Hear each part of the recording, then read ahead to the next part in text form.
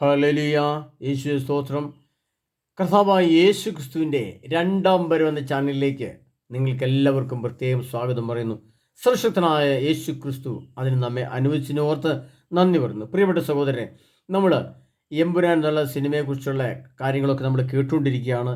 അതിൻ്റെ വരുംവരായികളെക്കുറിച്ചും അതിൻ്റെ ഭവിഷ്യത്തുകളെക്കുറിച്ചും ലൂസിഫർ എന്ന സിനിമ കണ്ടതിനെക്കുറിച്ചൊക്കെ ധാരാളം അഭിപ്രായങ്ങൾ സോഷ്യൽ മീഡിയയിൽ നമ്മൾ കേൾക്കുന്നു.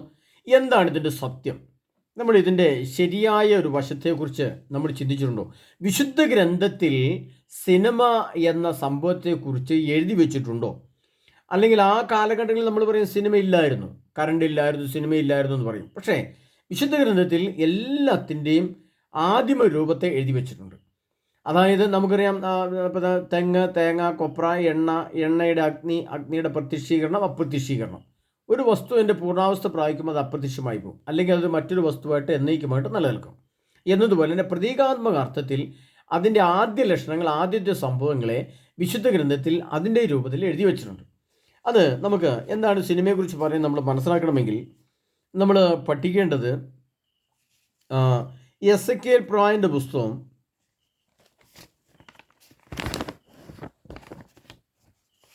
എസെക്കിയേൽ പ്രവാചകന്റെ പുസ്തകം 16-ാം അധ്യായത്തിലേക്ക് വരണം. പ്രിയപ്പെട്ടവരെ, എസെക്കിയേൽ പ്രവാചകന്റെ പുസ്തകം 16-ാം അധ്യായം അതിൻ്റെ 25-ാം തിരുവചനത്തിലാണ് വളരെ വ്യക്തമായിട്ട് എന്താണ് സിനിമയെന്നും അതിൻ്റെ ആ പശ്ചാത്തലം, അതിൻ്റെ ഘടനയെക്കുറിച്ചാണ് എഴുതിച്ചിരിക്കുന്നത്.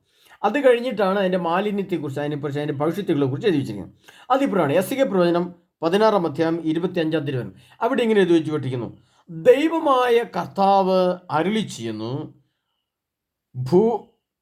ദുരിതം നിനക്കു ദുരിതം, നിന്റെ എല്ലാ ദുഷ്കൃത്യങ്ങൾക്കും ശേഷം നീ ഓരോ തെരുവിലും ഭദ്രദീപവും ഉന്നത മണ്ഡപവും നിർമ്മിച്ചു.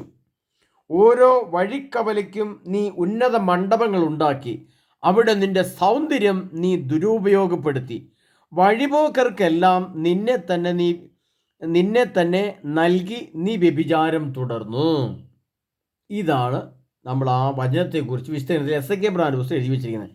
അപ്പോൾ അതിനകത്ത് നമുക്ക് കർത്താവ് പറയുന്നത്, ദൈവ കർത്താവാണ് അരുളി ചെയ്യുന്നത്, നിനക്കു ദുരിതം, നിനക്കു ദുരിതം. അത് 3 പ്രാവശ്യം, നിനക്കു ദുരിതം, ദുരിതം, ദുരിതം. അപ്പോൾ അതിന് ദുരിതം, ഇപ്പോൾ കേരളത്തിൽ എന്താ ദുരിതമുള്ളത്? മ്യാൻമാറിൽ ദുരിതമുണ്ട്, നമ്മൾ കാണുന്നുണ്ട്. ഹമാസിൻ്റെ ആളുകൾക്ക് പാലസ്തീനിൽ ദുരിതമുണ്ട്, ഉക്രൈനിൽ ദുരിതമുണ്ട്. നമുക്ക് കുഴപ്പമില്ലല്ലോ, നമ്മളിവിടെ നിന്നല്ലേ കാണുന്നത്. നമുക്കെന്ത് പ്രശ്നം? നമ്മൾ കേരളത്തിൽ നിന്ന് എമ്പുരാൻ കാണിക്കോ, ലൂസിഫർ കാണിക്കോ, ഇനി ലൂസിഫറിനെ പരസ്യമായിട്ട് ആരാധിക്കോ, രഹസ്യമായിട്ട് ആരാധിക്കുകയോ വെച്ചാൽ നമുക്കെന്ത് കുഴപ്പം? ഒരു പ്രശ്നമില്ല നമുക്ക്. പിന്നെ ചൂരൽമലയിൽ, അത് ചൂരൽമലയിലല്ലേ, നമുക്കെന്ത് കുഴപ്പം?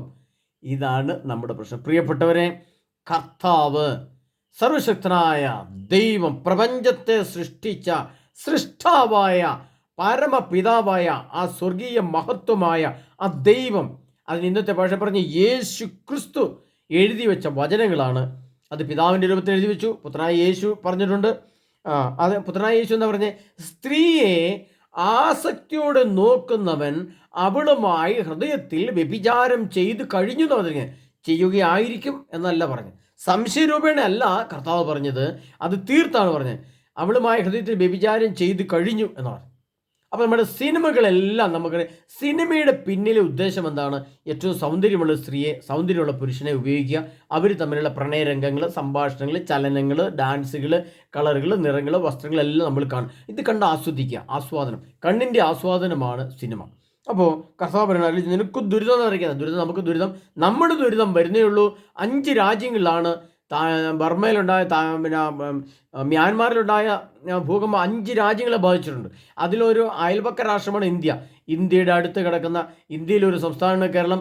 കേരളത്തിലാണ് നമുക്കുള്ളത് വെള്ളം. 18 നില കെട്ടിടത്തിന് മുകളിൽ നിന്ന് വെള്ളം താഴോട്ട് വീഴുമ്പോൾ ആ വെള്ളത്തിൻ്റെ ശക്തിയാൽ താഴുന്ന ആൾ മരിച്ചു എന്ന് വാർത്താമാധ്യമങ്ങൾ പറയുന്നു. അപ്പോൾ നമ്മുടെ മുല്ലപ്പെരിയാറ് നമുക്ക് വേണ്ടി ഒരുക്കി വെച്ചിരിക്കുന്ന ഒരു സംഭവമാണ്. എന്താണ് ദുരിതം? അതുകൊണ്ട് പറഞ്ഞത്, നിനക്ക് ദുരിതം, സൂക്ഷിച്ചോ, നിനക്ക് ദുരിതം, ദുരിതം. കർത്താവ് വ്യക്തമായിട്ട് എഴുതി വെച്ച സന്ദേശങ്ങൾ, ഒരു വചനപ്രഘോഷണോ ആരെങ്കിലും ആയിക്കോട്ടെ, കർത്താവ് തരുന്ന അറിയിപ്പ് സന്ദേശങ്ങൾ, മുന്നറിയിപ്പ് സന്ദേശങ്ങൾ, പ്രവചന സന്ദേശങ്ങൾ നിങ്ങൾ ശ്രദ്ധിക്കുക, ശ്രവിക്കുക, ഒരുങ്ങിക്കൊള്ളുക. എന്നിട്ട് കർത്താവ് എന്താ പറഞ്ഞേ? അത് കുറച്ചൊരു കാര്യങ്ങൾ പറഞ്ഞിട്ടുണ്ട്. എന്താ പറഞ്ഞിരിക്കുന്നത്? നിനക്ക് ദുരിതം, നിന്റെ എല്ലാ ദുഷ്കൃത്യങ്ങൾക്കും ശേഷം നീ ഓരോ തെരുവുകളിലും ഭദ്രദീപവും ഉന്നത മണ്ഡപവും നിർമ്മിച്ചു. ഈ ഉന്നത മണ്ഡപം എന്ന് പറയുന്നതാണ് പ്രിയപ്പെട്ട നമുക്കറിയാം കല്യാണ മണ്ഡപം എന്ന് പറഞ്ഞാൽ എന്താ, സാധാരണ ജനങ്ങൾ ഇങ്ങനെ ഇരിക്കുന്ന സ്ഥലം. സാധാരണ ജനങ്ങൾ ഒരു 100 ആളുകൾ സാധാരണ തറയിൽ നിരത്ത് ഇരിക്കുന്നു. അവിടുന്ന് കുറച്ച് ഉയർന്ന മണ്ഡപം ഉണ്ടാക്കി ഈ വധുവരന്മാർ കുറച്ച് ഉയർന്ന മണ്ഡപത്തിൽ ഇരിക്കുന്നു. അപ്പോൾ നമ്മൾ കല്യാണ മണ്ഡപം എന്ന് പറയും. അപ്പോൾ ഉയർന്ന സ്ഥലങ്ങൾ, മണ്ഡപം എന്ന് പറഞ്ഞാൽ കുറച്ച് ഉയർന്ന സ്ഥലം, പ്രാധാന്യമുള്ള, എല്ലാവരും ശ്രദ്ധിക്കുന്ന, എല്ലാവരും നോക്കുന്ന ഒരു സ്ഥലമാണ് കല്യാണ മണ്ഡപം. അവിടുത്തെ വധുവരന്മാർ എങ്ങനെ ഇരിക്കുന്നു, അവരെന്തൊക്കെ പറയുന്നു, ചിരിക്കുന്നു, അവർ മധുരം വെക്കുന്നത് എങ്ങനെ അവരുടെ കോപ്രായങ്ങൾ എന്തൊക്കെയാണെന്ന് കാണുന്ന സ്ഥലമാണ് കോപ്പായം. അപ്പോൾ അതിനെ ഇന്നത്തെ അതിന് ഭൗതികാർത്ഥം എടുക്കുമ്പോൾ അതിൻ്റെ സംഭവം ഇതാണ്. നമ്മൾ പഴയ കാലത്ത് പറയും, ഇപ്പോഴുള്ള സിനിമാ തിയേറ്ററുകൾ കുറച്ച് കുറഞ്ഞത്. പണ്ടൊക്കെ എൻ്റെ സ്ഥലത്ത്, ഞങ്ങളുടെ കുടിയാമ്പല പറഞ്ഞ സ്ഥലത്ത് സിനിമാ തിയേറ്റർ ഉണ്ടായിരുന്നു. അവിടെ കുറച്ച് ചെമ്പേരി എന്ന സ്ഥലത്തുണ്ടായിരുന്നു, ശ്രീകണ്ഠാപുരം എന്ന സ്ഥലത്തുണ്ടായിരുന്നു, ആലക്കോട് സ്ഥലത്തുണ്ടായിരുന്നു, കരുവഞ്ചാലിലുണ്ടായിരുന്നു. ഒക്കെ ഓരോ ടൗണിലും ഈ ഉന്നത മണ്ഡപങ്ങൾ എന്ന് പറഞ്ഞാൽ അതിൽ ജനങ്ങളിങ്ങനെ ഇരിക്കുന്നു, കുറച്ച് ഉയർന്ന തലത്തിലേക്ക് ഇങ്ങനെ വെള്ളിത്തിര എന്ന് പറഞ്ഞാൽ വെള്ളിത്തിരയിലെ എന്ന് പറഞ്ഞാൽ സിനിമ ഇങ്ങനെ കാണുന്നു. അത് ഉന്നത മണ്ഡപങ്ങൾ എന്ന് കർത്താവ് തന്നെ, ഉയർന്ന മണ്ഡപം ഉയർന്ന. അപ്പോൾ എന്താ കർത്താവ് വന്നിരിക്കുന്നത്? നീ അകത്തിന് ശേഷം നീ ഓരോ തെരുവിലും ഭദ്രദീപവും ഉന്നത മണ്ഡപവും നിർമ്മിച്ചു. ഓരോ വഴിക്കവലിക്ക് നീ ഉന്നത മണ്ഡപങ്ങൾ ഉണ്ടാക്കി. അങ്ങനെ പറഞ്ഞാൽ ഓരോ വഴിക്കവലും എന്ന് പറഞ്ഞാൽ ഓരോ വഴിക്കാലം ഉദ്ദേശിക്കുന്ന ജനങ്ങൾ ഏറ്റവും കൂടുതൽ സ്ഥലങ്ങൾ. പണ്ടത്തെ കാലത്ത് ഒരു കവലകളിലാണല്ലോ മനുഷ്യർ കൂടുന്നത്. അതിന് ആ കവലകളിൽ എന്തുണ്ടാക്കി? സിനിമാ തിയേറ്റർ ഉണ്ടാക്കി. സിനിമാ തിയേറ്ററിനപ്പോൾ അവിടെ ജനങ്ങൾ എരച്ചു കയറി. എന്ത് കർത്താവിന്? അവിടെ നിന്റെ സൗന്ദര്യം നീ ദുരുപയോഗപ്പെടുത്തി. അതായത് സുന്ദരികളായ സ്ത്രീകൾ, അത് ക്രിസ്ത്യൻ സ്ത്രീകൾ, അത് പഴയ കാലത്ത് പറഞ്ഞാൽ ഇസ്രായേൽ സ്ത്രീകൾ, പിന്നെ മറ്റൊരു ഭാഷ പറഞ്ഞാൽ എന്താണ്, ബാബിലോൺ സംസ്കാരമുള്ള സ്ത്രീകൾ. അവിടെ ആ കാലഘട്ടത്തിൽ ഉണ്ടായിരുന്ന സംവിധാനങ്ങൾ ഉപയോഗിച്ച് അവരുടെ സൗന്ദര്യത്തെ ദുരുപയോഗം ചെയ്തു. എന്ന് പറഞ്ഞാൽ സൗന്ദര്യം വിറ്റ്, അവരുടെ വസ്ത്ര സംവിധാനം, അവരുടെ സൗന്ദര്യം, അവരുടെ ചലനങ്ങൾ, ഡാൻസുകളൊക്കെ കണ്ട് എന്ത് ചെയ്തു? അത് സൗന്ദര്യങ്ങൾ വിറ്റ് ഒരു പൈസ ഉണ്ടാക്കി ആ സൗന്ദര്യത്തെ അവർ ദുരുപയോഗം ചെയ്തു. എന്നിട്ട് എന്താ പറയുക പറഞ്ഞേക്കുന്നത്? വഴിപോക്കർക്കെല്ലാം നിന്നെ തന്നെ നൽകി നീ വ്യഭിചാരം തുടർന്നു. അതിൻ്റെ അർത്ഥം എന്താണ്? അതിൻ്റെ അർത്ഥം ഇതാണ്, വഴിപോക്കർക്കെല്ലാം നിന്നെ തന്നെ നൽകി എന്ന് പറഞ്ഞാൽ നമുക്കറിയാം. ഇപ്പം ഓരോ സിനിമയിൽ അതിൻ്റെ നടിമാരുടെ പ്രശസ്തി, നമുക്കറിയാം. ഏറ്റവും സൗന്ദര്യമുള്ള സ്ത്രീകളെ വെച്ച് സിനിമ എടുക്കുമ്പോൾ പ്രശസ്തി, ആ സൗന്ദര്യമുള്ളവരെ നമ്മുടെ വാൾ പോസ്റ്ററുകളൊക്കെ ഉണ്ടാവും. അപ്പം നമ്മൾ അവരെ കാണുമ്പോൾ നമുക്ക് എന്ത് ചെയ്യാം? വലിയ ആസക്തി തോന്നും, നമുക്ക് ഇഷ്ടം തോന്നും. എന്നാ സൗന്ദര്യമുള്ള സ്ത്രീയാ, അവരെ ഒന്ന് കണ്ടായിരുന്നെങ്കിൽ, ഒന്ന് തൊട്ടായിരുന്നെങ്കിൽ, അടുത്തൊന്ന് പോയായിരുന്നെങ്കിൽ എന്നൊക്കെ നമ്മുടെ മനസ്സിൽ ഇങ്ങനെ ചിന്ത വരും. അപ്പോൾ അവർ തന്നെ അവരെ മറ്റുള്ളവർക്ക് വ്യഭിചാരം ചെയ്യാൻ വേണ്ടി വിട്ടുകൊടുത്തെന്ന് പറയും.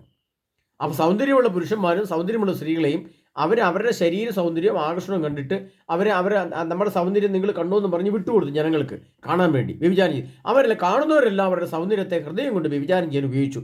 കർത്താവ് എത്ര വ്യക്തമായിട്ട് പറഞ്ഞിരിക്കുന്നത് പ്രിയപ്പെട്ടവരെ. വഴിപോക്കർക്കെല്ലാം നിന്നെ തന്നെ നൽകി വ്യഭിചാരം തുടർന്നു. ഭോഗാസക്തരും നിന്റെ അയൽക്കാരുമായ ഈജിപ്തുകാരുമായി നീ വ്യഭിചരിച്ചു. വ്യഭിചാരത്തിൽ മുഴുകി നീ എന്നെ പ്രകോപിച്ചു. ഭോഗാസക്തി, അത് ഞാൻ പറഞ്ഞത് എത്ര ക്ലിയർ ആണ്. ഞാനിത് ആദ്യം വചനം മാത്രമേ എടുത്തുള്ളൂ പ്രിയപ്പെട്ടവരെ. അത് വായിച്ചു വരുമ്പോഴേ എനിക്കും കൂടുതൽ വെളിപ്പെട്ട് കിട്ടുന്നത്. അപ്പോൾ ഭോഗാസക്തി ഉൽപ്പാദിപ്പിക്കുക എന്ന് പറഞ്ഞാൽ കാണുന്ന സ്ത്രീകളെ, കാണുന്ന പുരുഷന്മാരെയൊക്കെ നല്ല സുന്ദരന്മാരും സുന്ദരികളുമായ ആ സ്ത്രീകളെയും പുരുഷന്മാരെയും കാണുമ്പോൾ നമുക്ക് ആസക്തി തോന്നും, ഭോഗിക്കുവാൻ ആസക്തി തോന്നും, ഹൃദയം കൊണ്ട് വ്യഭിചാരം ചെയ്യും. കർത്താവ് ഇരിക്കണം. അപ്പോൾ ഉന്നത മണ്ഡപങ്ങൾ ഉണ്ടാക്കി അതിൽ നിന്റെ സൗന്ദര്യത്തെ ദുരുപയോഗം ചെയ്തെന്ന് ആര് പറഞ്ഞു? പിതാവായ ദൈവം പറഞ്ഞു. പ്രിയപ്പെട്ടവരെ, ഇനി അവിടെ നിന്ന് ഇങ്ങോട്ട് വന്നു കഴിയുമ്പോൾ അപ്പസ്തോല പ്രവർത്തനത്തിൽ ചില കാര്യങ്ങൾ പറയുന്നുണ്ട്. അതിങ്ങനെയാണ്. ആരാധിക്കാനായി അപ്പസ്തോല പ്രവർത്തനം 7-ാം അധ്യായം അതിൻ്റെ 43-ാം തിരുവചനം. ആരാധിക്കാനായി നിങ്ങൾ നിർമ്മിച്ച ബിംബങ്ങളായ മൊളോക്കിൻ്റെ കൂടാരവും റോംഫോദേവൻ്റെ ക്ഷേത്രവും നിങ്ങൾ ചുമന്നുകൊണ്ട് നടന്നു. ആരാധിക്കാനായി നിങ്ങൾ നിർമ്മിച്ച ബിംബങ്ങൾ, അതായത് ഈ സിനിമയിലെ ഓരോ സംഭവങ്ങൾ, സീനുകൾ വാൾ പോസ്റ്ററിൽ ഒട്ടിച്ചിട്ടുണ്ട്, മൊബൈലിലുണ്ട്, ടി വിയിലുണ്ട്, എല്ലാം ബിംബങ്ങളായിട്ട് ഇങ്ങനെ വെച്ചിട്ടുണ്ട്, പ്രതിമകളെ പോലെ. എന്നിട്ട് എന്താക്കി?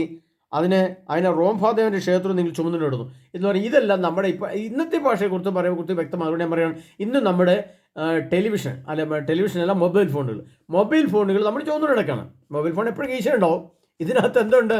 ഈ വിഗ്രഹങ്ങളെല്ലാം ഉണ്ട്, ഈ മാലിന്യം, ഈ വിഗ്രഹങ്ങളെല്ലാം നമ്മൾ ചുമന്നു നടക്കണം. കർത്താവ് എത്ര വ്യക്തമായിട്ട് പറഞ്ഞിരിക്കുന്ന പ്രിയപ്പെട്ടവരെ. ഇനി അവിടെ നമ്മൾ കുറച്ചുകൂടി ഇങ്ങോട്ട് വരുമ്പോൾ മറ്റൊരു ഭാഷയിൽ കർത്താവ് പറഞ്ഞിരിക്കുന്നത് നമുക്ക് നോക്കണം. അത് അപ്പസ്തോല പ്രവർത്തനം അതിൻ്റെ തന്നെ കർത്താവ് പറഞ്ഞിരിക്കുകയാണ്. എന്നാൽ അപ്പസ്തോല പ്രവർത്തനം 15-ാം അധ്യായം അതിൻ്റെ 26-ാം തിരുവചനം ഇങ്ങനെ പറഞ്ഞിട്ടുണ്ട്. എന്നാൽ അവർ വിഗ്രഹാരാധനയെ സംബന്ധിക്കുന്ന മാലിന്യത്തിൽ നിന്നും വ്യഭിചാരത്തിൽ നിന്നും അവരൊഴിഞ്ഞു നിന്നില്ല. അപ്പസ്തോല പ്രവർത്തനം 15 അധ്യായം അതിൻ്റെ 20 തിരുവചനം. എന്നാൽ അവർ വിഗ്രഹാരാധനയെ സംബന്ധിക്കുന്ന മാലിന്യത്തിൽ നിന്നും വ്യഭിചാരത്തിൽ നിന്നും അവർ ഒഴിഞ്ഞു നിന്നില്ല. ഇതെല്ലാം വിഗ്രഹാരാധനയാണെന്നും അത് മാലിന്യമാണെന്നും അതിനെ ആരാധിക്കുന്നതിൽ നിന്നും അവർ ഒഴിഞ്ഞു നിന്നില്ല. ആരൊഴിഞ്ഞു നിന്നില്ല? കേരള സമൂഹമോ അല്ലെങ്കിൽ മറ്റു മതവിഭാഗങ്ങൾ ഒഴിഞ്ഞു നിന്നില്ല, നല്ല വന്നിരിക്കുന്നേ. അപ്പസ്തോല പ്രവർത്തനത്തിൽ തൻ്റെ ജനമായ ഇസ്രായേൽ ജനത്തോടും ഇത് പറയാം.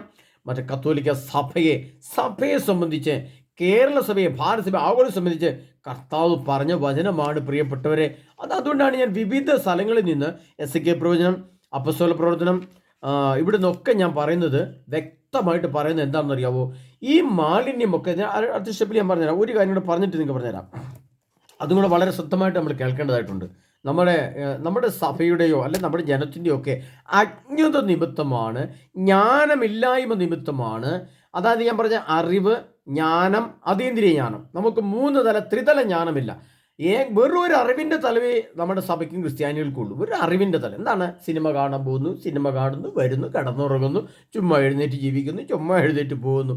ഇതല്ലേ നമ്മുടെ എല്ലാ സഭാവിഭാഗങ്ങളുടെയും, പന്തക്കോസ്ത് വിഭാഗമായാലും ക്രിസ്ത്യൻ സഭയായാലും ക്രിസ്ത്യാനികളുടെ ഇഷ്ടമുള്ള ഏതെല്ലാം റീത്തുകളായാലും എല്ലാം. ഇപ്പം യഹോസാക്ഷികൾ എങ്ങനെ പോകുന്നിടത്ത് യഹോസാക്ഷികൾ എൻ്റെ അടുത്ത് വരാറുണ്ട്, സംസാരിക്കുന്നുണ്ട്. അവരോട് ചോദിക്കുമ്പോൾ അവർ കാണാറുണ്ടെന്നാണ് പറയപ്പെടുന്നത്. പിന്നെ കാണാത്ത ആൾക്കാരും ഉണ്ടാവും, എല്ലാം വ്യക്തമാണ് പകർത്തില്ല. ഇനി അപ്പസ്തോല പ്രവർത്തനം അത് ഇങ്ങോട്ട് വന്നു കഴിഞ്ഞാൽ അപ്പസ്തോല പ്രവർത്തനം 19 അധ്യായം അവിടെ പതിക്കുന്ന 19 അധ്യായത്തിൻ്റെ 25 തിരുവചനത്തിൽ കർത്താവ് പറയുകയാണ്, കർത്താവ് എഴുതി വെച്ച കാര്യങ്ങൾ പറയുകയാണ്. ആയിടെ ക്രിസ്തുമാർഗത്തെ സംബന്ധിച്ച് വലിയ ഒച്ചപ്പാടുണ്ടായി. അർത്തോമീസ് ദേവതയുടെ ക്ഷേത്രത്തിൻ്റെ വെള്ളി മാതൃകകൾ ഉണ്ടാക്കിക്കൊണ്ടിരുന്ന വെള്ളിപ്പണിക്കാരായ ദെമത്രിയോസ് ശില്പവേലക്കാർക്ക് വലിയ തോതിൽ തൊഴിലുണ്ടാക്കി കൊടുത്തു പോന്നു. ഇവയെല്ലാം ഇതേ തൊഴിലേർപ്പെട്ടിരുന്ന മറ്റുള്ളവരെയും വിളിച്ചുകൂട്ടി അവൻ പറഞ്ഞു, മാന്യരെ, നമ്മുടെ സമ്പത്ത് മുഴുവൻ ഈ തൊഴിലിൽ നിന്നാണെന്ന് നിങ്ങൾക്കറിയാമല്ലോ. അപ്പോൾ അതിൻ്റെ അർത്ഥം എന്താണ്? ഒരുപാട് പറയുന്നതിനേക്കാൾ കുറച്ച് ചുരുക്കിയാൻ പറയാം പ്രിയപ്പെട്ടവരെ. അതായത് നമ്മുടെ ഇന്നത്തെ അന്നത്തെ കാലത്ത് വെള്ളിപ്പണിക്കാർ ഇതിൻ്റെ എല്ലാം വിഗ്രഹത്തെ വെള്ളി കൊണ്ടുണ്ടാക്കുമായിരുന്നു. അത് വലിയ തൊഴിലുണ്ടാക്കി കൊടുത്തിരുന്നു, ധാരാളം തൊഴിൽ. നമുക്കറിയാം, ഇപ്പോൾ നമ്മുടെ തമിഴ്നാട്ടിലൊക്കെ ചെന്ന് കഴിഞ്ഞാൽ അവരുടെ കൃഷ്ണൻ്റെയും അവരുടെ ശിവൻ്റെയും ഒക്കെ ഇഷ്ടംപോലെ വിഗ്രഹങ്ങൾ ഇങ്ങനെ മണ്ണുകളിലുണ്ടാക്കി നല്ല കളറിലുണ്ടാക്കി റോഡിൽ ഇഷ്ടംപോലെ വിൽക്കാൻ വെച്ചിട്ടുണ്ട്. എന്നതുപോലെ അന്നത്തെ കാലത്ത് ഉണ്ടാക്കി വെക്കുമായിരുന്നു ഇതുപോലെ. അപ്പോൾ കർത്താവ് പറയുന്നത്, ഈ കർത്താവിനെ എഴുതി വെച്ചിരിക്കുകയാണ്, മാന്യരെ, നമ്മുടെ സമ്പത്ത് മുഴുവൻ ഈ മേഖലയിൽ നിന്നാണ് ഉണ്ടാകുന്നത് നമുക്കറിയാം. എന്ന് പറഞ്ഞാൽ ഈ സുഖഭോഗങ്ങൾക്ക് വേണ്ടി, ഈ ലോകത്തിലെ സുഖങ്ങൾ മുഴുവൻ നുകരാൻ വേണ്ടി ഈ സമ്പത്ത് ഇവരുണ്ടാക്കുന്നത് എന്താണ്? ഈ സിനിമ എന്ന ഈ സംവിധാനം. അതോടനുബന്ധിച്ച് ധാരാളം, നമ്മൾ പറയും തൊഴിലവസരങ്ങളാണെന്ന് പറയും, ധാരാളം സിനിമ വ്യവസായമാണ്, അതൊരു അനേകം ആൾക്കാർക്ക് തൊഴിൽ കൊടുക്കുന്ന അവസരമാണ്.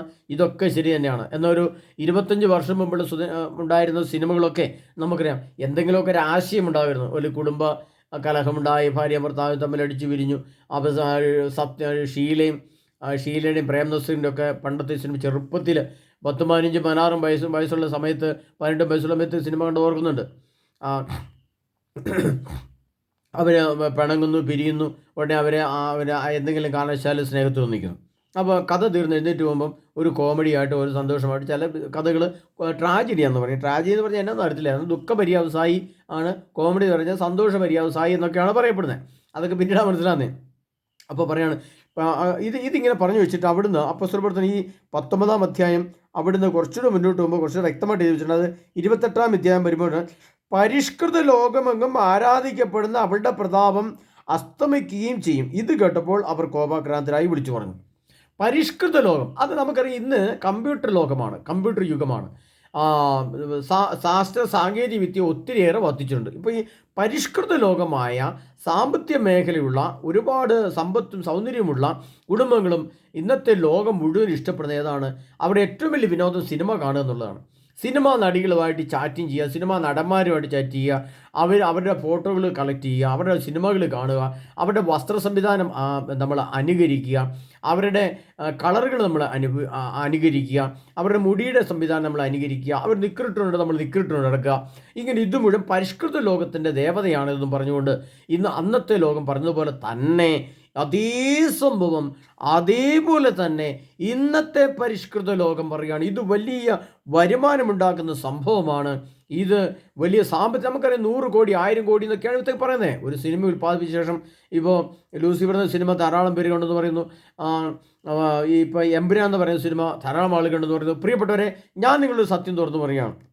ഈ സത്യമൊക്കെ ഏതാണ്ട് 10-15 വർഷം മുമ്പ് സർവശക്തനായ യേശുനാഥൻ പലവിധ മേഖലയിൽ കൂടെ കർത്താവായ യേശു ക്രിസ്തു എന്നോട് പറഞ്ഞു തന്നിട്ടുണ്ട്.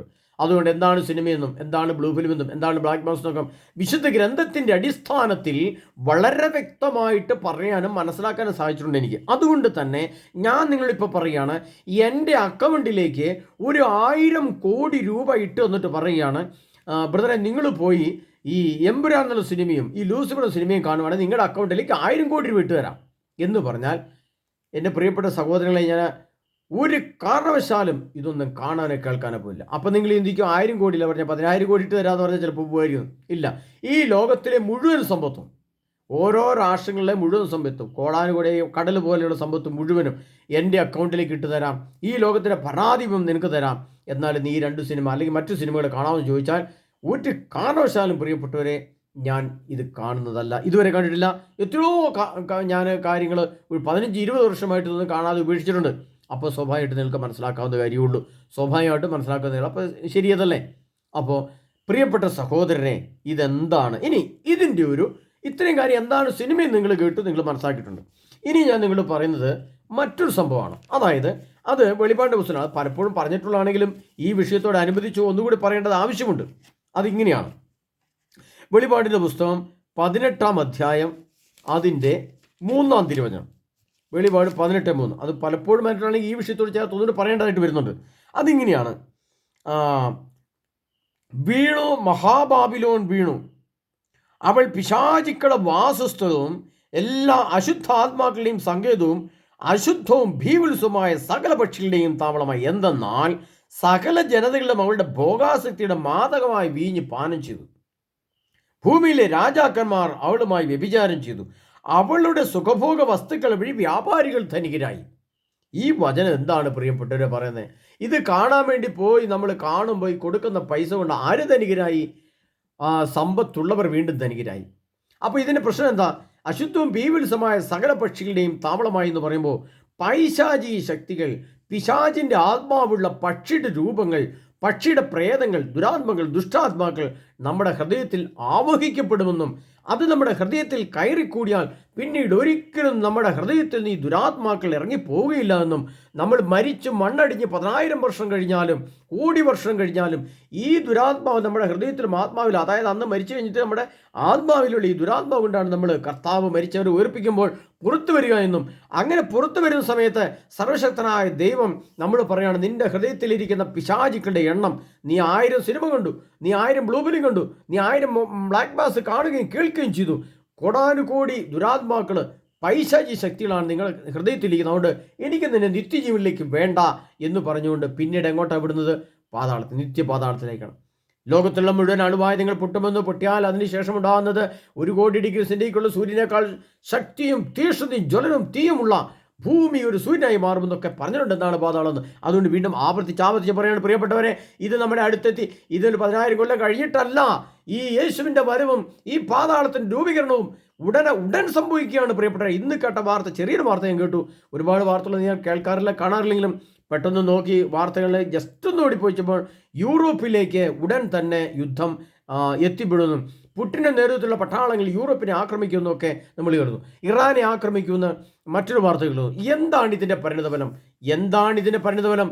ഇന്ന് സിനിമ കാണാൻ തിയേറ്ററിലേക്ക് പോയ ഓരോ മനുഷ്യനും ഞങ്ങൾ പറഞ്ഞു, നിങ്ങളുടെ അടുത്തുള്ള പ്ലാവിൻ്റെ മൂട് എവിടെയെങ്കിലും ഉണ്ടെങ്കിൽ അവിടെ പോയി ചക്കുകുരു പെറുക്കി തിന്നുന്ന കാലം വരുന്നു. ശ്രദ്ധിച്ച് കേട്ടാൽ നിങ്ങൾക്ക് മനസ്സിലാവും. പ്രിയപ്പെട്ടവരെ, നിങ്ങൾ ഓർത്തോ, നിങ്ങളുടെ ഭക്ഷണം നിങ്ങളുടെ കണ്ണിൽ നിന്ന് അപ്രത്യക്ഷമാകും. നിങ്ങളുടെ ഗ്യാസ് ഊറ്റി നിങ്ങളുടെ ഭക്ഷണം പാരുന്ന ഗ്യാസുകൾ നിങ്ങൾക്ക് കിട്ടാതെ വരും. നിങ്ങളുടെ കറണ്ട് മുല്ലപ്പെരിയാർ പൊട്ടിയാൽ നിങ്ങളുടെ കറണ്ട് എന്നേക്കുമായി നിങ്ങൾ നഷ്ടപ്പെടും. നിങ്ങളുടെ ജീവനും ജീവിതവും നഷ്ടപ്പെടും. ഇത് മാത്രവുമല്ല, ഈ കണ്ട സിനിമകളിലെ ദുരാത്മാക്കൾ നിങ്ങളുടെ ഹൃദയത്തിലുണ്ടായിരിക്കും. നിങ്ങൾ ഓടിച്ചെന്ന് കുമ്പസാരിച്ചൊന്നും പുറത്തു പോകുന്നതല്ല. ഞാൻ പ്രത്യേകം വന്നിട്ടുണ്ട്. ഓടിച്ചെന്ന് അന്ന് കുമ്പസാരിച്ചേക്ക്, എന്നാ ലൂസിഫർ സിനിമ കണ്ടു, അച്ഛാ ക്ഷമിക്കണേ, അയ്യോ അച്ഛാ ഞാൻ കണ്ടുപോയി, അല്ല അച്ഛാ ഞാൻ കേട്ടുപോയി എന്നും പറഞ്ഞ് കുമ്പസാരിച്ചാലൊന്നും പോകുന്ന ദുരാത്മാക്കളല്ല ഈ ദുരാത്മാക്കൾ. അശുദ്ധവും ഭീവത്സവുമാണ്. പിന്നെ ഇത്തരം ആത്മാക്കൾ നമ്മുടെ ഹൃദയത്തിൽ കയറി കൂടിയാൽ എന്തു സംഭവിക്കും?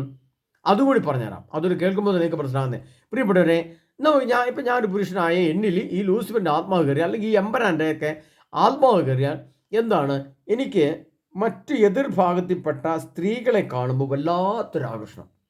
എനിക്ക് സ്ത്രീകളെ കാണുമ്പോൾ അവരെ ഒന്ന് കൈകൊണ്ട് തൊട്ടാൽ കൊള്ളാം, എനിക്കൊന്ന് പിടിച്ചാൽ കൊള്ളാം, എൻ്റെ വീട്ടിലേക്ക് കൊണ്ടുപോയാൽ കൊള്ളാം, അങ്ങോട്ട് കൊണ്ടുപോയാൽ കൊള്ളാം, അവിടെ സംസാരിച്ചാൽ കൊള്ളാം, അവളെ എടുത്തുകൊണ്ട് ദൂരോട്ട് പോയാൽ കൊള്ളാം.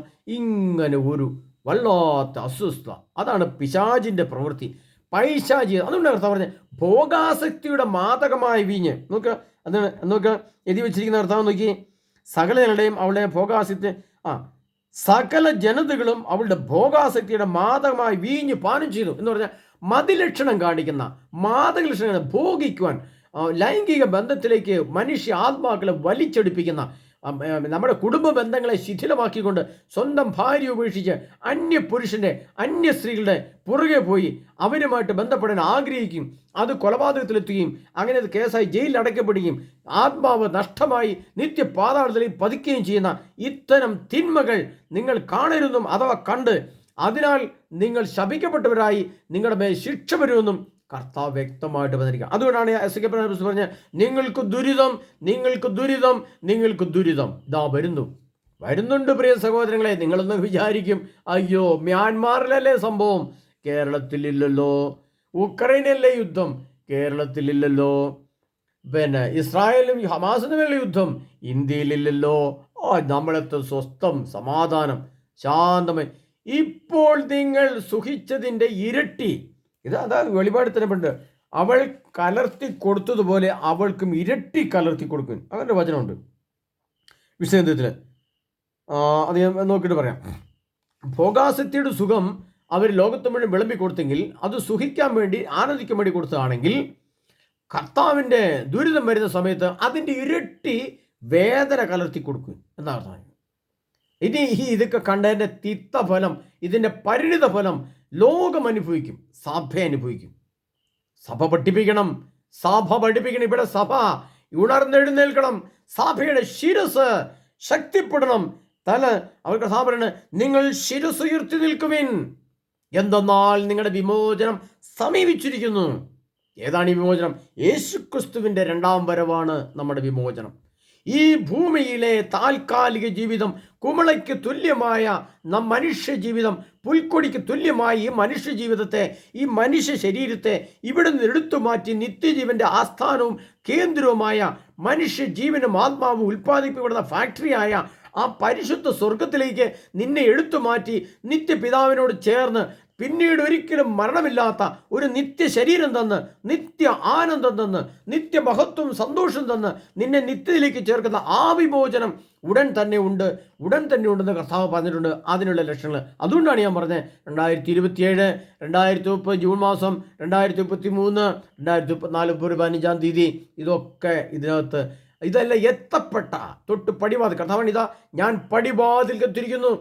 ഞാൻ അത്തിവൃക്ഷത്തെ നോക്കി അതിൻ്റെ ഉപമ കർത്താവ് പറയുന്നുണ്ട്, അതിൻ്റെ കൊമ്പുകൾ ഇളതാകുന്നു എന്ന് പറഞ്ഞാൽ അഹങ്കാരം കൊണ്ട് നിന്ന ഇസ്രായേൽ വളരെ വിനീതമായി പ്രാർത്ഥിക്കാൻ തുടങ്ങിയ കാലഘട്ടം വരുമ്പോൾ അവിടെ ദൈവത്തിൻ്റെ ആത്മാവ് ഇസ്രായേൽ ജനത്തിന്മേൽ ആവസിക്കുന്നു എന്ന് കണ്ടാൽ അതിനെതിരെ ഉള്ള രാഷ്ട്രങ്ങൾ, പ്രത്യേകിച്ചും ഹമാസിൻ്റെയും മുസ്ലിം പോലുള്ള രാഷ്ട്രങ്ങളിലൊക്കെ ആൾക്കാർ ചിന്തിക്കും, ഇത് അവർ ശക്തിപ്പെടുന്നു, അവർ വളരെ ശക്തമായി ഉണർന്നെഴുന്നേൽക്കുന്നു, അതുകൊണ്ട് അവരെ തകർക്കണം, നശിപ്പിക്കണം എന്ന് പറഞ്ഞുകൊണ്ടുവരും. എന്താണ് അതിൻ്റെ കാരണം? സർവശക്തനായ പിതാവായ ദൈവത്തിൻ്റെ ആരാധന ഇസ്രായേലിൽ സംഭവിച്ചാൽ ഇസ്രായേലിലെ മുഴുവൻ ജനങ്ങളുടെ മേലും, ലോകത്തുള്ള മുഴുവൻ ഇസ്രായേൽ ജനത്തിൻ്റെ മേലും പിതാവായ ദൈവത്തിൻ്റെ ആത്മാവ് ആവഹിക്കപ്പെടുമെന്നും ആ ദൈവാത്മാവിനെ പിന്നെ തകർക്കാൻ പറ്റിയില്ലെന്നും ലോകത്തുള്ള വൻശക്തികൾക്കും ലോകരാഷ്ട്രങ്ങളിലും മറ്റ് എതിർ രാഷ്ട്രങ്ങൾക്കെല്ലാം വ്യക്തമായിട്ടറിയാം. കാരണം അവരത്ര ശക്തരാണ്. പിതാവായ ദൈവത്തിൻ്റെ ആത്മാവ്, അതായത് പിതാവായ ദൈവത്തിൻ്റെ ആരാധന ഇസ്രായേലിൽ പുനഃസ്ഥാപിക്കപ്പെട്ടാൽ ഇസ്രായേലിനെ തോൽപ്പിക്കാൻ ഭൂമിയിൽ ഒരു മനുഷ്യരെ കൊണ്ട് സാധിക്കില്ല. ഒരു യുദ്ധവും അവർക്കെതിരെ ഏൽക്കില്ല. കാരണം അവർക്ക് പരിചയമായിട്ട് നിൽക്കുന്നത് പിതാവായ ദൈവമാണ്. യാഹ്വയാണ് ആ ഇസ്രായേലിൻ്റെ പരിശുദ്ധൻ. സൈന്യങ്ങളുടെ കർത്താവായ സർവശക്തനായ ദൈവമാണ് ഇസ്രായേലിൻ്റെ പരിശുദ്ധൻ. അതറിയാവുന്നത് കൊണ്ട് അവരെ തകർക്കുന്നതിന് വേണ്ടി, അതുപോലെ തന്നെ കത്തോലിക്ക സഭയെ തകർക്കുന്നതിന് വേണ്ടി, ക്രിസ്ത്യാനികളുടെ വിശ്വാസത്തെ തകർക്കുന്നതിന് വേണ്ടി, വിശുദ്ധിയെ നശിപ്പിക്കാൻ വേണ്ടി, ഹൃദയം മാലിന്യമാക്കുന്നതിന്. അതുകൊണ്ട് കർത്താവ് എന്താ പറഞ്ഞത്? ഇത് അപ്പോസ്തലപ്രവൃത്തിയുടെ മാലിന്യമാണിത്, മാലിന്യം. പ്രിയപ്പെട്ടവരെ, ഇതിൻ്റെ ശിക്ഷ പുറകെയുണ്ട്. കർത്താവ് ഉടനിങ്ങ് വരികയാണ്. ആ വരവിൻ്റെ കാലഘട്ടമെത്തി. യുദ്ധത്തിൻ്റെ കാഹളത്തുനികൾ അവിടെ മുഴങ്ങുന്നു, ഇവിടെ മുഴങ്ങുന്നു. മ്യാൻമാറിൽ സംഭവിക്കുന്നത് നമ്മൾ കാണുന്നു. മനുഷ്യർ ആയിരങ്ങൾ പതിനായിരങ്ങൾ കെട്ടിടംകുള്ളി ചതഞ്ഞരഞ്ഞ് മരിച്ച് മണ്ണോട് മണ്ണ് ചേർന്ന് പോവുകയാണ്. എടുത്തു മാറ്റി കെട്ടിടങ്ങൾ അവശിഷ്ടങ്ങൾ എടുത്തു മാറ്റി മനുഷ്യൻ്റെ തലച്ചോറോ തലയോ അവയം എടുക്കാൻ പറ്റിയില്ല. റോഡുകളൊക്കെ നമ്മൾ കാണുന്നുണ്ട്, വാർത്തകൾ കാണുന്നുണ്ട്. വിണ്ടുകരി ഒരാൾ രണ്ടാൾ താഴ്ചയുള്ള കിടങ്ങുകൾ, വലിയ ഗർത്തങ്ങളാണ് സ്ഥാപിക്കപ്പെട്ടിരിക്കുന്നത്. മനുഷ്യൻ്റെ അവസാനം ഈ കാലഘട്ടങ്ങളിലേക്ക് എത്തപ്പെട്ടിരിക്കുന്നു. അപ്പോൾ അന്നേരമാണ്, അതുകൊണ്ടാണ് പുസ്തകത്തിൽ വെളിപാടിൻ്റെ പുസ്തകത്തിൽ തന്നെ പറഞ്ഞിട്ടുണ്ട്, വിശുദ്ധരോടും അവൻ്റെ സാക്ഷികളോടും പടപൊരുതി അവരെ കീഴ്പ്പെടുത്താനും അവന് അനുവാദം നൽകപ്പെട്ടു. അപ്പോൾ സഭ ഇവിടെ പരാജയം സമ്മതിക്കുകയാണ്, പരാജയപ്പെടുകയാണ് എന്ന് പറഞ്ഞാൽ സഭ പരാജയപ്പെടുന്നു പറയുമ്പോൾ അതിൻ്റെ അർത്ഥം എന്താണ്? സഭയിലെ ക്രിസ്ത്യാനികൾ മുഴുവനും ഇത്തരം മാലിന്യത്തെ പോകുമ്പോൾ, വിഗ്രഹ ആരാധന നടത്തുമ്പോൾ പൈശാചിക ശക്തികൾ സഭയ്ക്കുള്ളിലേക്ക് കയറി വരും, കുടുംബത്തിനുള്ളിലേക്ക് കയറി വരും, വ്യക്തിയുടെ ആത്മാവിലേക്ക് കയറി വരും. അത് കുടുംബ ബന്ധങ്ങളെ ശിഥിലമാക്കും. ഭാര്യയ്ക്ക് ഭർത്താവിനെ വേണ്ട, ഭർത്താവിന് ഭാര്യയെ വേണ്ട, അപ്പനും അമ്മയ്ക്കും മക്കളെ വേണ്ട, മക്കൾക്ക് അപ്പനെ വേണ്ട. കുടുംബത്തിലെ ഒരു വ്യക്തിക്കും വൈദികരെ കാണണ്ട, വൈദികരെ ദേവാലയത്തെ ഇഷ്ടമില്ല. ദേവാലയം കൂതാശികളും അവർക്ക് വെറുപ്പാണ്, പുച്ഛമാണ്, അവർക്ക് താല്പര്യമില്ല. എല്ലാം തമ്മിൽ തമ്മിൽ വെറുക്കുക, തമ്മിൽ തമ്മിൽ തല്ലുക, തമ്മിൽ തമ്മിൽ അടിച്ച് പിരിയുക, തെറിയും ചീത്ത ഉപയോഗിക്കുക, മ്ലേച്ഛ വാക്കുകൾ ഉപയോഗിക്കുക, മ്ലേച്ഛ സിനിമകൾ കാണുക, ആത്മാവിനെ നശിപ്പിക്കുക, ബന്ധങ്ങളെ തകർക്കുക, കൂതാശികളെ ഒഴിവാക്കുക. അങ്ങനെ തകർന്ന് തരിപ്പണമായ ഒരു പശ്ചാത്തലത്തിലേക്ക് സഭയും രാജ്യവും കൂപ്പുകുത്തുമ്പോൾ കർത്താവ് എസ്കേപ്രാന്റെ പുസ്തകത്തിൽ പറഞ്ഞത് എന്താണ്? നിങ്ങൾക്ക് ദുരിതം, ദുരിതം, ദുരിതം. പ്രിയ സഹോദരരെ, എന്തുകൊണ്ടാണ് ഞാൻ മുമ്പേ പറഞ്ഞല്ലോ, 10,000 കോടി രൂപ എൻ്റെ അക്കൗണ്ടിലേക്ക് ഇട്ട് തരാം, ഈ ഒരു സിനിമ കാണാമെന്ന് ചോദിച്ചാൽ, എൻ്റെ പ്രിയ സഹോദരനെ, 1,00,000 കോടി ഇട്ട് തന്നാലും ഈ മാലിന്യം ഞാൻ കാണുകയില്ല എന്ന് പറയാനുള്ള ധൈര്യം എനിക്കുണ്ട്. എൻ്റെ കൂടെ കൂടാൻ എത്ര പേരുണ്ട്? കമൻറ്റ് ചെയ്യാമോ നിങ്ങൾക്ക്? ഈ വചനം കേൾക്കുന്ന, ഈ ക്ലാസ് കേൾക്കുന്ന ഏതെങ്കിലും ധൈര്യമുള്ളവർക്ക്, ബദറെ ഞാൻ നിങ്ങളുടെ കൂടെയുണ്ടെന്ന് പറയാൻ ധൈര്യമുള്ളവർക്ക് കൈവക്കാം. ഇതല്ല, ഇതിനേക്കാൾ വലിയ മാലിന്യം പുറകെ വരും. കണ്ണ് കൊടുക്കരുത്, കാത് കൊടുക്കരുത്, നമ്മുടെ ശിരസവർക്ക് നേരെ നീട്ടരുത്, മാലിന്യമാണിത്. കർത്താവ് പറയണം, ഉന്നത മണ്ഡപങ്ങൾ അവർ എന്താ ചെയ്തേ? ഉന്നത മണ്ഡപങ്ങൾ അലങ്കരിച്ചു. അവർക്ക് നമുക്ക് വിശുദ്ധിക്കായിട്ട് തന്ന സൗന്ദര്യവും ജ്ഞാനത്തിനായിട്ട് തന്ന വിദ്യാഭ്യാസവും സമ്പത്തും എല്ലാം ഉന്നത മണ്ഡപങ്ങൾ ഉണ്ടാക്കി നമ്മൾ ഭോഗാസക്തിയെ വളർത്തി ഭോഗാസക്തിയെ വളർത്തുവാൻ ഇതെല്ലാം ഉപയോഗിച്ചു. അതും പോരാത്തിന് ദുരാത്മാക്കൾ നമ്മുടെ ഹൃദയത്തിൽ കടന്നു വരാൻ തക്കവിധം അശുദ്ധവും ബീവിൽസുമായ സകല പക്ഷികളും നമ്മുടെ ഹൃദയത്തിൽ കടന്നു വരാൻ കാരണവുമായി. ഇതിൻ്റെ പരിണിതഫലം, ഇനി വരാനിരിക്കുന്ന പരിണിതഫലം ഇതിനേക്കാൾ ഭയാനകമാണ്. പരിണിതഫലം എന്ന് പറയുന്നത് നമ്മൾ ചിന്തിക്കാൻ പറ്റില്ല. പെൺമക്കളുള്ള ഭവനങ്ങൾ പ്രത്യേകം ശ്രദ്ധിക്കുക. നിങ്ങളുടെ പെൺമക്കളെ നിങ്ങൾക്ക് നഷ്ടപ്പെട്ടു നിങ്ങൾ മനസ്സിലാക്കിക്കോ. എന്തുകൊണ്ടെന്നാൽ ഇത്തരം ദുരാത്മാക്കൾ, ഇത്തരം മാലിന്യത്തിൻ്റെ ദുരാത്മാക്കൾ കയറിക്കൂടിയ പെൺകുഞ്ഞുങ്ങൾ നിങ്ങളുടെ ഭവനത്തിൽ ഇറങ്ങിപ്പോകും. ഇഷ്ടമുള്ളവരുടെ കൂടെ ഇറങ്ങിപ്പോകും, ഇഷ്ടമുള്ളവരെ വീട്ടിലേക്ക് വിളിച്ചുകൊണ്ട് വരും. അവർ ചെയ്യുന്ന പേക്കൂത്തുകൾ സ്വന്തം മാതാപിതാക്കന്മാർ നോക്കി നിന്ന് കരഞ്ഞ് കണ്ണുനീരൊക്കെ കാണേണ്ടി വരും.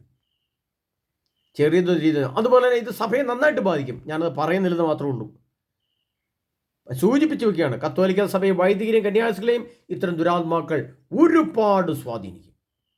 അത്ര ഞാൻ പറഞ്ഞു വെക്കുക, ബാക്കി നിങ്ങൾ മനസ്സിലാക്കിക്കോ. ഇതിൻ്റെ പരിണിതഫലം വളരെ ഭയാനകമാണ് പ്രിയപ്പെട്ടവരെ. നിങ്ങൾ ഈ പറഞ്ഞു വിചാരം ശരിയില്ല. ഇത് മനുഷ്യൻ്റെ ബുദ്ധിയിൽ ഇത് ചിന്തിച്ചാൽ നിങ്ങൾക്ക് മനസ്സിലാവില്ല. മാനുഷിക ബുദ്ധിയല്ല ഇതിനാവശ്യമുള്ളത്. അത് വെളിപാട് 18:3 വന്ന് വായിക്കണം. അതുകൊണ്ട് ഞാൻ പറഞ്ഞത്, അവൾ പിശാചികളുടെ വാസസ്ഥലവും എല്ലാ അശുദ്ധാത്മാക്കളെയും സകലവും അശുദ്ധവും ബീവത്സമായ സകല പക്ഷികളെയും താവളമായി.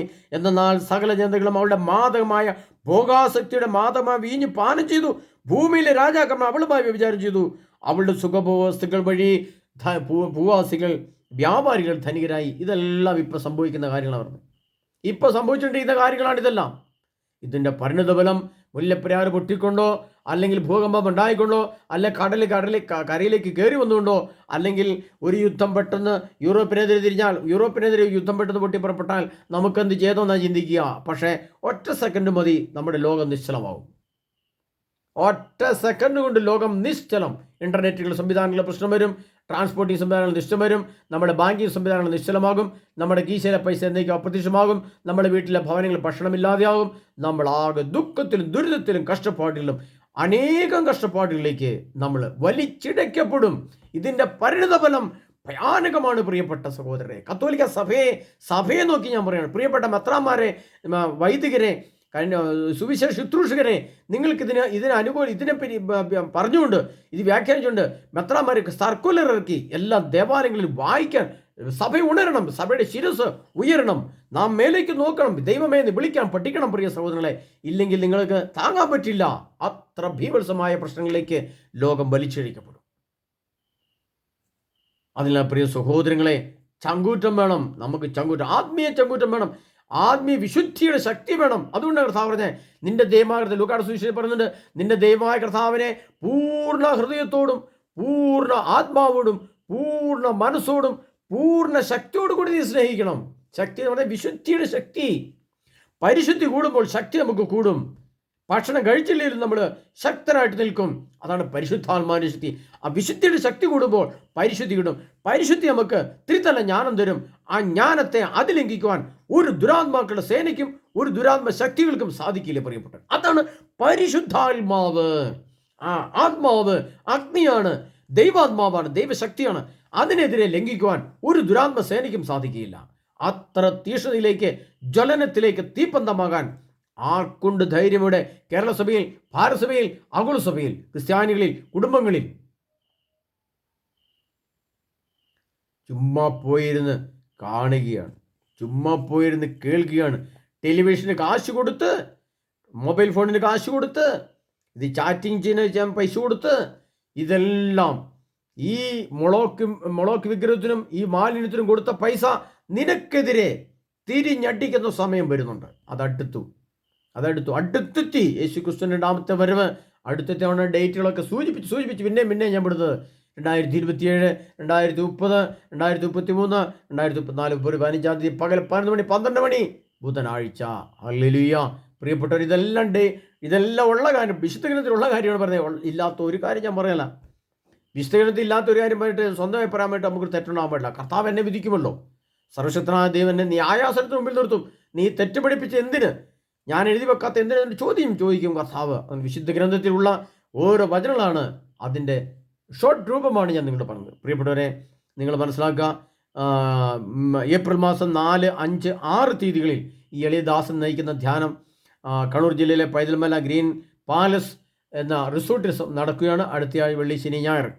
താല്പര്യമുള്ളവരൊക്കെ വരാം. വന്നു കഴിഞ്ഞാൽ അവർക്കൊരു പുതിയ രൂപാന്തരീകരണം, പുതിയൊരു പശ്ചാത്തലം, അവർ പുതിയൊരു വാതായനം തുറക്കും. നിത്യജീവനിലേക്ക് നിർഗളിക്കുന്ന ആ പരിശുദ്ധാത്മാവിൻ്റെ ശക്തിയെ ആവഹിച്ചെടുത്ത് അതിന് ത്രിതല ജ്ഞാനം ലഭിച്ച് ഒരു ദുരാത്മ സേനകൾക്കും ഒരു പൈശാചികൾക്കും വിധേയപ്പെടാതെ ഈ സ്വതന്ത്രമായി യേശു ക്രിസ്തുവിൻ്റെ അടിമയായി ക്രിസ്തുവിന് വിധേയപ്പെട്ട് ജീവിക്കുന്ന ഒരു രൂപാന്തരീകരണ പ്രക്രിയയ്ക്ക് താല്പര്യമുള്ളവർക്ക് കടന്നു വരാം. പ്രിയപ്പെട്ടവരെ, അത് കിട്ടുന്നില്ലെങ്കിൽ നിങ്ങളിൽ ഏത് റംഭാദേവൻ്റെ ആത്മാവും മൊളോക്ക് ദേവൻ്റെ മാലിന്യവും പരിഷ്കാര ദേവതയുടെ ആത്മാവുമാണ് നമ്മുടെ ഹൃദയത്തിലുള്ളതെങ്കിൽ, ഇതാ വെളിപാട് 18:3 അശുദ്ധവും ഭീഭത്സമായ സകല പക്ഷിയുടെയും താവളമാണെങ്കിൽ നമുക്ക് ലഭിക്കുന്ന എന്തായിരിക്കുമെന്ന് കണക്കൂട്ടിയാൽ മതി. അതുകൊണ്ടാണ് കർത്താവ് പറഞ്ഞത്, എൻ്റെ ജനമേ, വെളിപാട് 18:4 അവർ കർത്താവ് പറഞ്ഞ, എൻ്റെ ജനമേ അവളിൽ നിന്ന് ഓടിയകലവൻ, അല്ലെങ്കിൽ അവളുടെ പാപങ്ങളിൽ നിങ്ങളും പങ്കാളികളാകും. അവരുടെ മേൽ പതിച്ച മഹാമാരി നിങ്ങളെയും പിടികൂടും. മഹാമാരി വരുന്നതേ ഉള്ളൂ, എത്തിയിട്ടില്ല. പിടികൂടുന്നു പറഞ്ഞിട്ടുണ്ടെങ്കിൽ പിടികൂടുക തന്നെ ചെയ്യും. പറയപ്പെട്ടു, ഒരു മനുഷ്യനും ഇതിൽ നിന്നും മോചനം കിട്ടില്ല.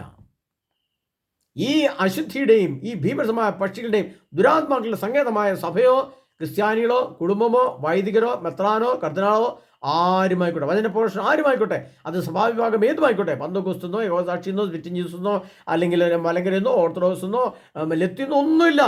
ക്രിസ്ത്യാനി എന്ന പേര് ക്രിസ്തുവിനെ അറിയുന്ന ഏതൊരു വ്യക്തിക്കും ഇതിനകത്ത് ഏതെങ്കിലും പങ്കാളിത്തം കിട്ടിയിട്ടുണ്ടെങ്കിൽ, സാത്താനോട് പങ്കാളിത്തമുണ്ടെങ്കിൽ അവർക്കിവിടെ കർത്താവ് പറയാണ്, അവളെ പിടികൂടിയ മഹാമാരി നിങ്ങളെയും പിടികൂടും.